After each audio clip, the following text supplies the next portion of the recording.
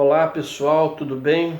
Estamos novamente aqui para meditarmos na Palavra de Deus e pegue aí a sua Bíblia, já deixa aí apostos, caneta, papel para você fazer as suas anotações e vamos meditar aqui daqui a pouco na Palavra de Deus. E antes de começarmos aqui a meditar, vamos fazer uma breve oração. Feche os seus olhos. Querido Deus, maravilhoso Pai, te agradecemos, Senhor, pela oportunidade que temos aqui de mais uma vez meditar na Tua Palavra. Sê conosco, guarda-nos com os Teus anjos e orienta-nos com o Espírito Santo. Com perdão dos nossos pecados, Senhor, te rogamos e te agradecemos em nome de Jesus. Amém. Muito bem, continuando aqui a nossa meditação, a nossa caminhada no tema sobre justificação pela fé. E hoje estamos na terceira tese sobre justificação pela fé, baseada no livro 95 Teses sobre Justificação pela Fé. Se você quiser mais informações, só assistir o vídeo número 1, procurar na descrição do vídeo número 2 também, e lá você vai encontrar informações sobre o livro. Muito bem. A terceira tese sobre justificação pela fé é: a única maneira de buscar justificação é procurar a Jesus. Repetindo, a terceira tese: a única maneira de buscar justificação é procurar a Jesus.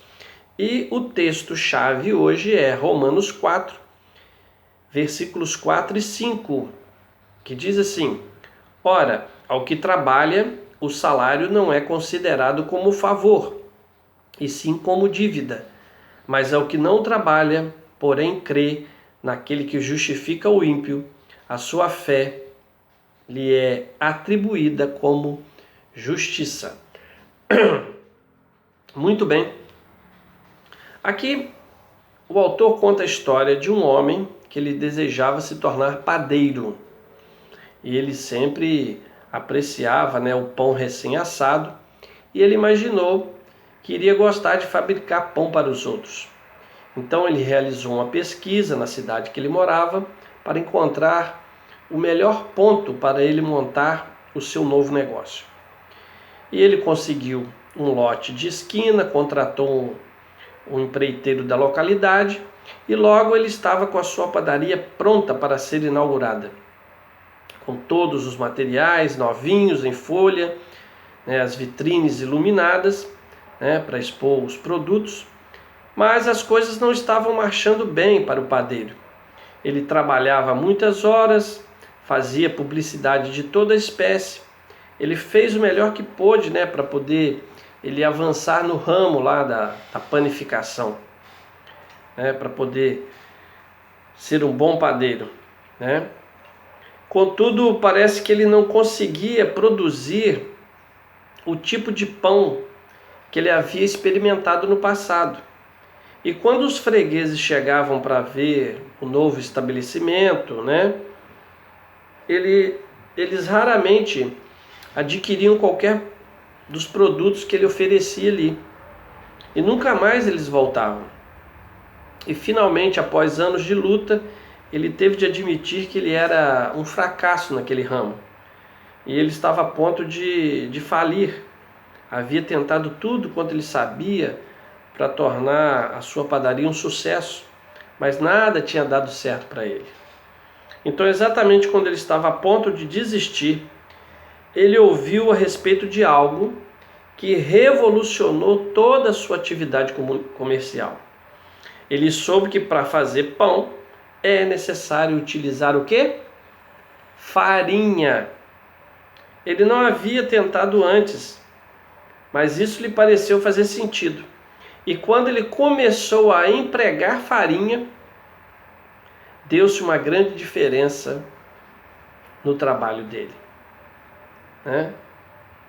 Imagine a história que eu acabei de contar como uma parábola.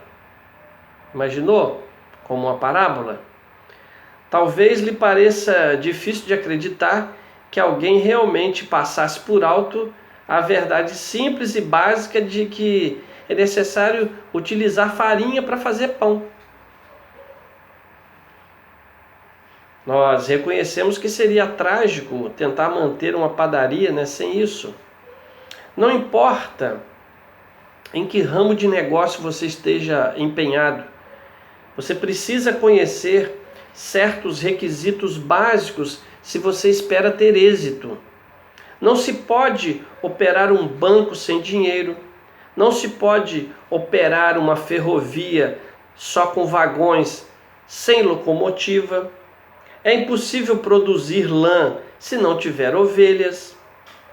Mas no que se refere a viver a vida cristã, quantos de nós não passamos por alto o que é básico a isso durante anos? Procurar justiça, mas sem saber como obtê-la?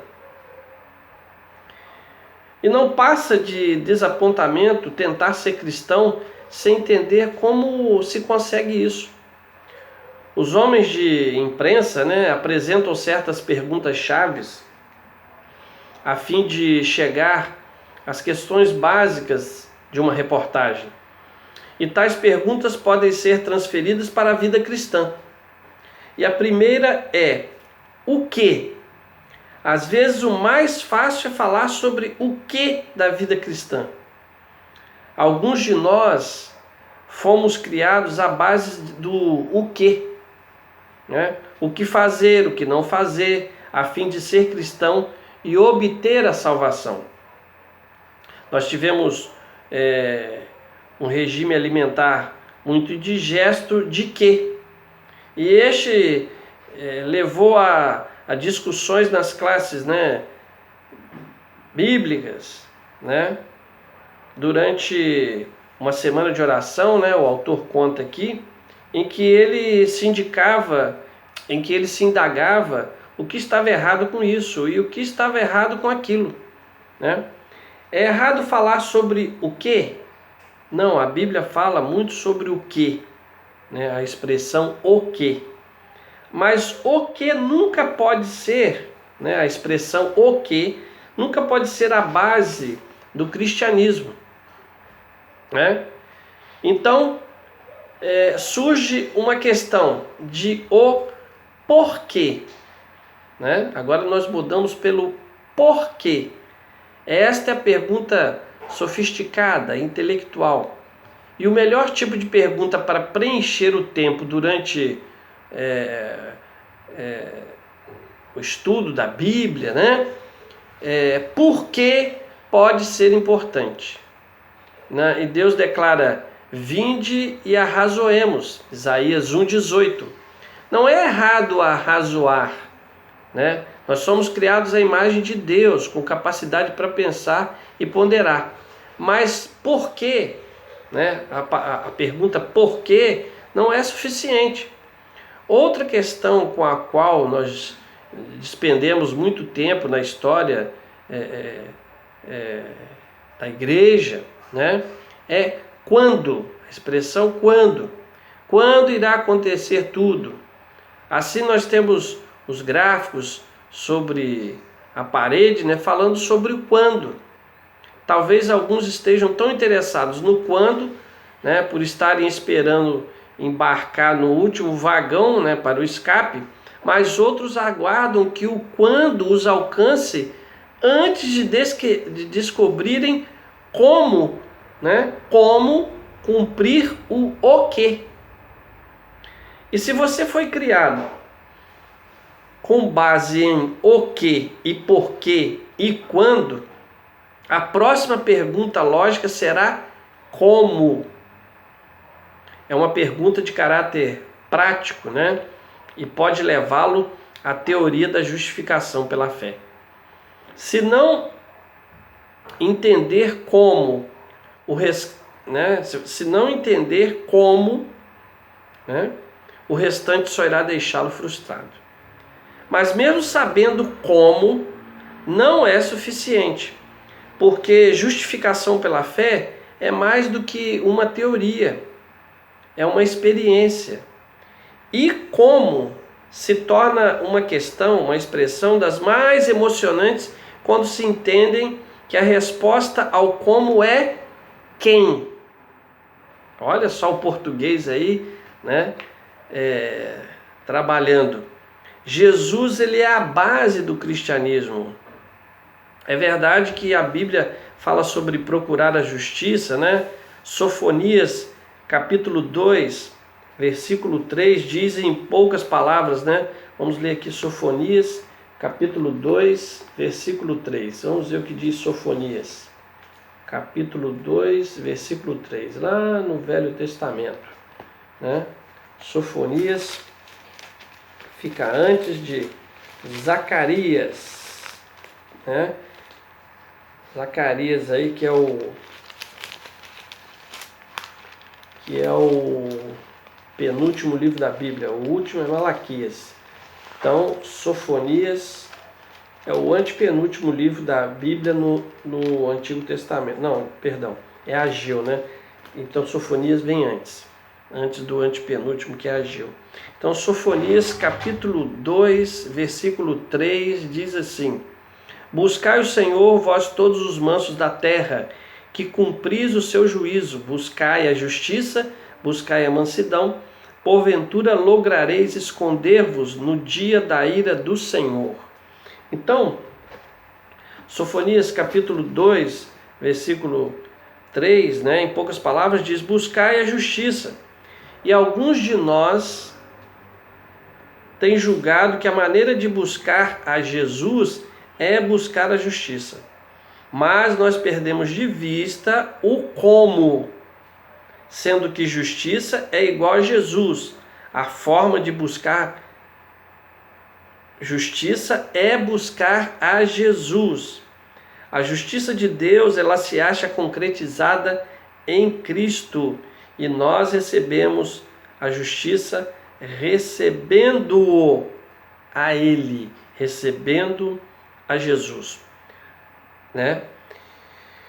Então, terminamos aqui mais uma tese, a terceira tese. A única maneira de buscar justificação é procurar a Jesus, ok? Então vamos finalizando aqui o nosso tema de hoje, lembrando a você, curta, compartilhe, ative o sininho das notificações do vídeo, comenta aí alguma coisa que você gostaria de comentar, se você quer deixar um pedido de oração, né? Fique à vontade. E estaremos aqui no próximo vídeo trazendo a quarta tese sobre justificação pela fé. Forte abraço para você, fique com Deus, lembrando sempre que através da palavra de Deus você encontrará o caminho que você deve seguir. Ok? Vamos orar? Obrigado, Senhor, por termos tido aqui mais uma vez a chance de meditarmos na Tua palavra. Fica conosco, te rogamos e te agradecemos em nome de Jesus. Amém. Tchau, tchau, um forte abraço e até a próxima.